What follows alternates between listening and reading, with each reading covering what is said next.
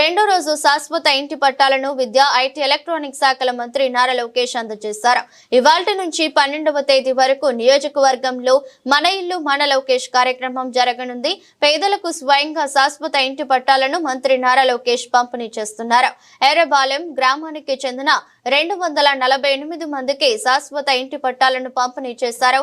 ఇవాళ మధ్యాహ్నం నుంచి నీరుకొండ గ్రామానికి చెందిన 99 మందికి, రత్నాల చెరువుకు చెందిన 199 మందికి శాశ్వత ఇంటి పట్టాలు పంపిణీ చేయనున్నారు.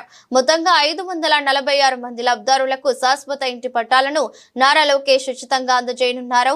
సొంత ఖర్చులతో బట్టలు పెట్టి మరీ లబ్ధారులకు ఇంటి పట్టాలను లోకేష్ అందజేస్తున్నారు. 2024 ఎన్నికల్లో నేను రచ్చబండ కార్యక్రమం పెట్టుకుని మీ దగ్గరకు వచ్చా.